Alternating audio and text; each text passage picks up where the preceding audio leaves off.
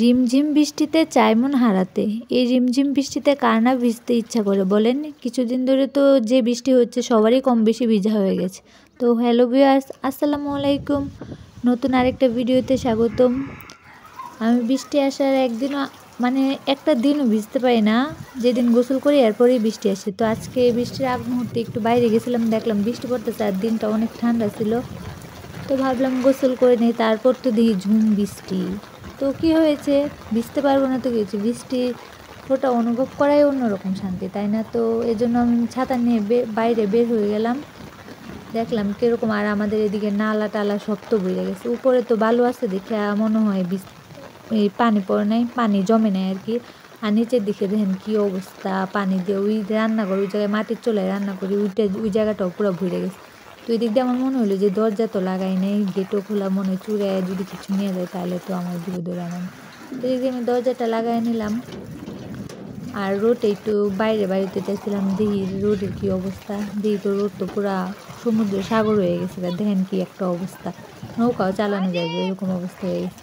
আর এদিক দিয়ে পোলা পানি, আর আমার বাইরে আমি খুঁজতেছিলাম, আমার বাড়ি দৌড়, ওই যে পোলা পানির সাথে সামনে দিয়ে যাইতেছে, ওরে ডাকতেছিলাম, ও তো নাই। তো আমি এই পানির ভিতরে ওর এক হাতে ফোন এক হাতে ছাতা, ডাকতেও পারতেছিলাম না, কেমনে ডাকমু।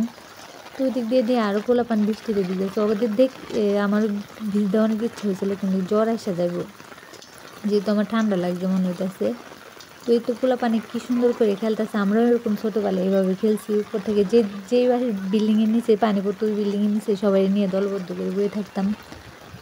আর আপনারা কারা কারা এভাবে দিচ্ছেন তারা কমেন্টে জানাবেন। আর এটা হচ্ছে কবরস্থান, দেখেন একদিক দিয়ে ছোটো বাচ্চারা বড় হচ্ছে, আর একদিক দিয়ে বৃদ্ধরা শুয়ে আছে। না কেমন না দুনিয়া, যে আসে তার চলে যেতেই হবে, এটাই কঠিন বাস্তবতা। আর কিন্তু আমরা এগুলোর দিকে না তাকায় ভবিষ্যতে কী করবো ওইটা চিন্তায় আসছি। নামাজ কালাম তো কেউ পড়ি না। ভবিষ্যতে যে মানুষ প্রথম বিয়ের রাতের কথা অনেক চিন্তা করে, কিন্তু প্রথম কবরের রাত যে কেমন হবে ওইটার কথা একবারও চিন্তা করে না, তাই না? তো এদিক দিয়ে ছাতাটা আমার একটা বাইরে যাইতেছিল, ওর মাথায় ছাতা ছিল না, ওরে দিয়ে দিলাম। তো আমি ভাবলাম এখন কীভাবে হাঁস খুঁজতেছিলাম আরও, যে হাঁসটি বাইরে গেল নাকি। তখন আমি বাসায় আমার বাইরের লুঙ্গি আছিল, ওই লুঙ্গি মাথা দিয়ে বাইরে খুঁজতে এদিক দিয়ে দিই লুঙ্গি সব ভিজে যাইতেছিল।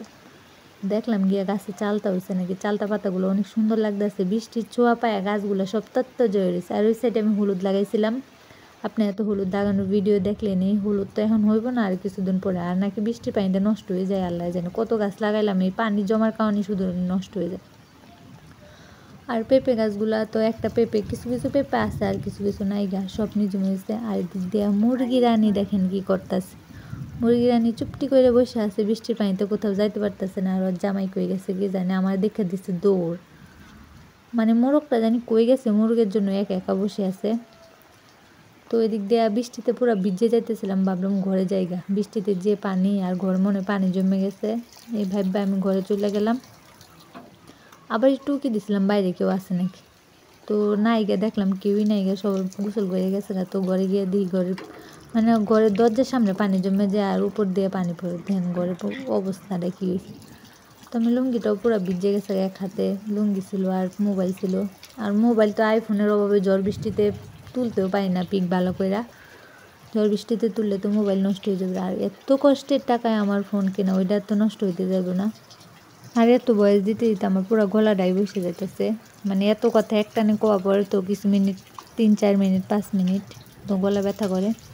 যাই হোক, আস্তে আস্তে অভ্যাস হয়ে গেলে আর এরকম ব্যথা করবে না। অনেকে দিকে অনেক স্পিডে ভয়েস দেয়, তারা কীভাবে দেয় জানি না, তাদের অতিরিক্ত ট্যালেন্ট আছে, অতিরিক্ত ওভার ট্যালেন্ট। আমার ওভার ট্যালেন্টকে সামান্য ট্যালেন্টও নাই, তার জন্যই তো পারি না। তো এটা ভেবে আমি চলে আসছিলাম, ওই বৃষ্টির দিন শেষ, বৃষ্টির মুহূর্তটা শেষ কিছুক্ষণ পরেই। তো ওই দিক দিয়ে হাঁসের বাচ্চা প্যাক প্যাক করতেছে, হাঁসের খাওয়া দাওয়া দরকার, জায়গায় আমি ভুসি আর কুড়া একসাথে মিশাই নিচ্ছি, মিক্স করে ভালো করে মাখায় নিলাম। এবার হাঁসের খাবার দিতে হইব, আর হাঁসগুলা খাবার না দিলে ঘরের সামনে গিয়ে প্যাক প্যাক প্যাক করতেই থাকে। তো এক হাতে মোবাইল আর এক হাতে নিয়ে, যেহেতু বৃষ্টি থেমে গেছে, ওদের তো খিদা লাগছে, খাবার দিতে হইব।